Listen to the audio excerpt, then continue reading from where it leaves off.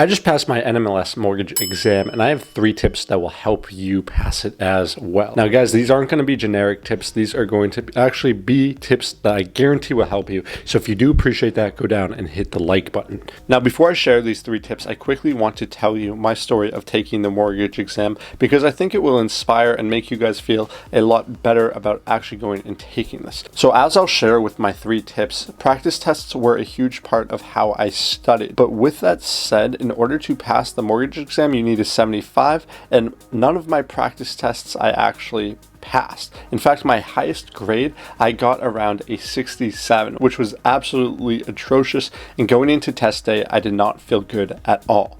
The test on test day was 8 a.m. in the morning, and it was 40 minutes away from my house. So I set an alarm for 6:15 and I went to bed. Well, the next day I woke up at 7:15 because, as I would later learn, instead of setting my alarm for 6:15 in the morning, I set it for 6:15 at night. So needless to say, I was in a panic and I frantically made my bed, threw on some clothes, hopped in the car, and made my 40-minute drive to this testing center. Now, what you need to know about many of these testing centers is they tell you to get there 30 minutes early, or else they have the option of not sitting you for the test. And I was so scared they weren't going to sit me for the test. It was just overall a very stressful experience. Now, thankfully, they sat me for the test. They were running a little bit behind, and I got there just in a nick of time. But with all that stress, with all that buildup, and with not passing any practice test, I still was able to buckle down,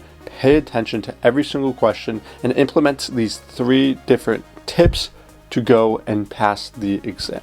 So even if you're not feeling good about this exam, get the feel of taking the exam and then go from there. At the end of the day, it is just a test, and it's something that you shouldn't be worried about because you're able to take it up to 4 times. With that said though, let's get into these 3 tips. The first tip I have is when taking the mortgage exam, make sure when you guess either C or D, because those are most likely the correct answers. And let me explain. I got this tip from an online service I used, but what the NMLS mortgage exam tries to do is they try to trick you. And they do this between 2 main ways. The first is making questions extra complicated with different variables, and the second is by throwing similar questions to the correct answer farther up, so A and B, and then having the actual correct answer down the bottom.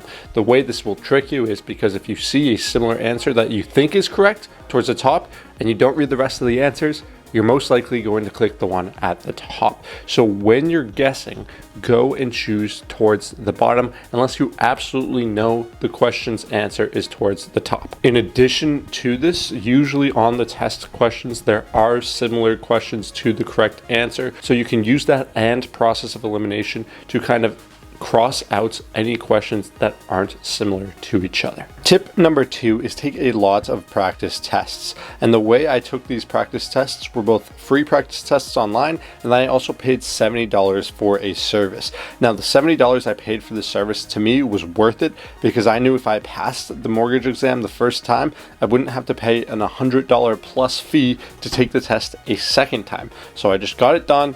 I took the service, and it helped a lot to prepare my mind for the fatigue that answering that many different questions causes, and also it just got me acclimated to the types of questions I would have seen on the mortgage exam. Practice tests are a must, and it's also backed by different studies that if you're taking practice tests and you get something wrong that you originally thought was right, or if you get something wrong in general, then it will stick more in your brain. My last tip is systemize your studying. And this is something that really helped me both on my real estate exam and also the mortgage exam as well. What do I mean by this? Well, the way I systemized my studying was I looked over the whole mortgage process from start to finish. And you can pull up online the timeline and the mortgage process. And what I did is as I studied, I would pick apart different parts of the mortgage loan process, and then I would just systemize it. And for me, that really helped things stick better. Studies also back up the fact that when you're able to take facts